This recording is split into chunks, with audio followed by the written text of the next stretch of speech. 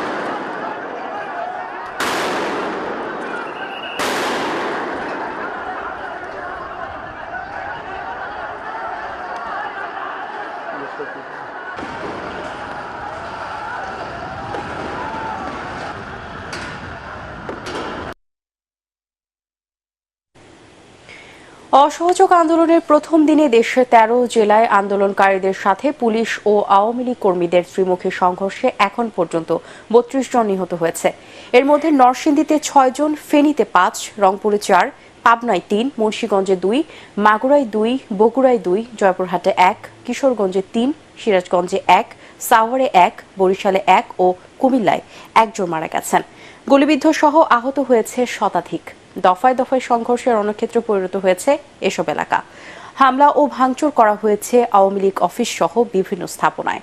প্রতিনিধিদের পাঠানো তথ্য ও ছবিতে আরও জানাচ্ছেন জাহিদুল আলম। অসহযোগ আন্দোলনের প্রথম দিন সকালে পাবনা শহরে আন্দোলনকারীদের দিকে গুলি ছুড়ে দুর্বৃত্তরা, এতে ৪ জন গুলিবিদ্ধ হন। পরে ৩ জনের মৃত্যু হয়। পরিস্থিতি নিয়ন্ত্রণে টিয়ার গ্যাস ও রাবার বুলেট ছোড়ে পুলিশ। মুন্সিগঞ্জের সংঘর্ষে ২ জন নিহত হয়েছেন। আহত হয়েছেন অন্তত ৩০ জন। থানার পুল চত্বরে মুহুর্মুহু ককটেল বিস্ফোরণ ও গুলির শব্দ শোনা যায়। সকাল ১০টার দিকে শহরের থানার পুল এলাকায় আন্দোলনকারীরা জড়ো হলে আওয়ামী লীগ কর্মীরা হামলা করে। রংপুরে বৈষম্য বিরোধী ছাত্র আন্দোলন কর্মীদের সাথে আওয়ামী লীগ ও এর অঙ্গ সংগঠনের নেতাকর্মীদের সংঘর্ষে ২ জন নিহত হয়েছেন। আহত হয়েছেন অন্তত ১৫ জন। দুপুরে নগরের সিটি বাজার এলাকায় এই সংঘর্ষের ঘটনা ঘটে। মাগুরায় পুলিশ ও আওয়ামী লীগের নেতাকর্মীদের সংঘর্ষে ২ জন নিহত হয়েছেন।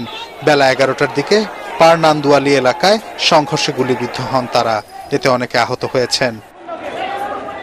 বগুড়ার বড়গোলা ও দুপচাচিয়ায় পুলিশ ও বিক্ষোভকারীর মধ্যে সংঘর্ষে ২ জন নিহত হয়েছেন। নিহতের পরিচয় এখনো জানা যায়নি। জয়পুরহাটে মারা গেছেন ১ জন। সকালে পুলিশ ও আন্দোলনকারীদের সংঘর্ষের সময় তার মৃত্যু হয়। এছাড়া অর্ধশতাধিক মানুষ আহত হয়েছেন। আওয়ামী লীগ অফিস ও ছাত্রলীগ অফিসে আগুন ধরিয়ে দেয় দুর্বৃত্তরা। সাভারের বাইপাইলে মৃত্যু হয়েছে আরও ১ জনের। সকালে আন্দোলনকারী পুলিশ ও সরকার সমর্থকদের সংঘর্ষে তার মৃত্যু হয়।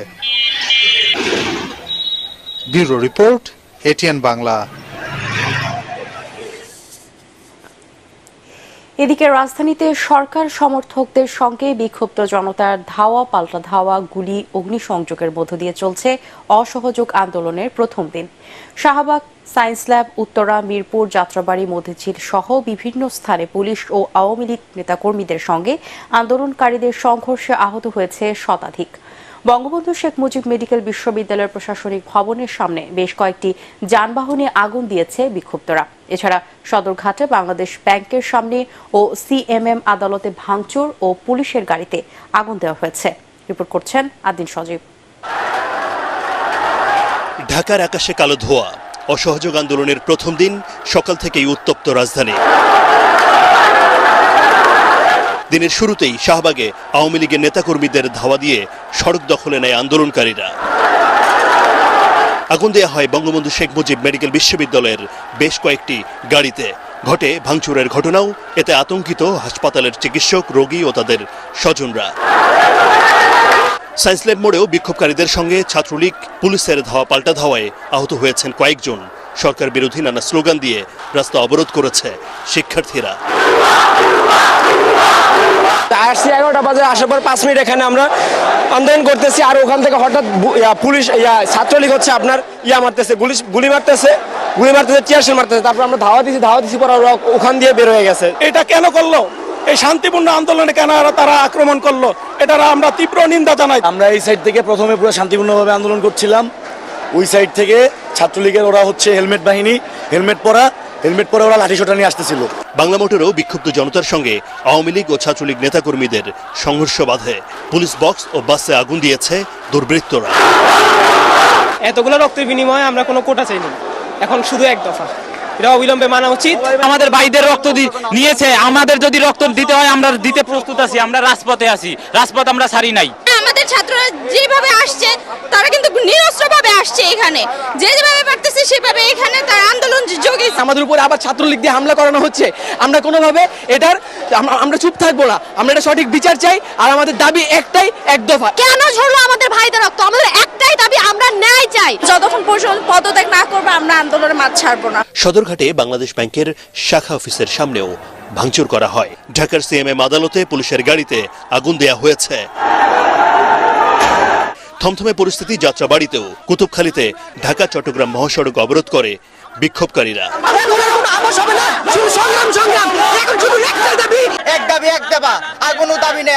মিরপুর 10 ও 13 নম্বরে শিক্ষার্থী ও পুলিশের সঙ্গে তুমুল সংঘর্ষে বেশ কয়েকজন আহত হয়েছে। চলছে ধাওয়া পাল্টা ধাওয়া। উত্তপ্ত উত্তরাও। বিএনএস ভবনের সামনে শিক্ষার্থীদের সঙ্গে আওয়ামী লীগ নেতাকর্মীদের সংঘর্ষে আহত হয় বেশ কয়েকজন। নীরব ভূমিকায় দেখা যায় পুলিশকে। আদ্দিন সজীব, এটিএন বাংলা, ঢাকা। কোটা সংস্কার আন্দোলনকে যারা এক দফাতে রূপান্তরিত করেছে তারা স্বাধীনতা ও দেশ বিরোধী বলে মন্তব্য করেছেন আওয়ামী লীগ নেতারা। তাদের দাবি, প্রধানমন্ত্রী আলোচনার প্রস্তাব প্রত্যাখ্যান করে আন্দোলনকারীরা দেশকে অস্থিতিশীল করতে চায়। সন্ত্রাসের বিরুদ্ধে আওয়ামী লীগের গণজমায়েত কর্মসূচি পালনকালে দলটির নেতারা এসব কথা বলেন। বিস্তারিত জানাচ্ছেন সৈয়দ রিয়াজ। সরকার পদত্যাগের এক দফা দাবির প্রতিবাদে দেশ জুড়ে গণজমায়েত ও শান্তি সমাবেশ করছে আওয়ামী লীগ। রাজধানীর বিভিন্ন গুরুত্বপূর্ণ স্থান, পাড়া মহল্লায় দলীয় নেতাকর্মীরা অবস্থান নিয়ে খণ্ড খণ্ড মিছিল করে।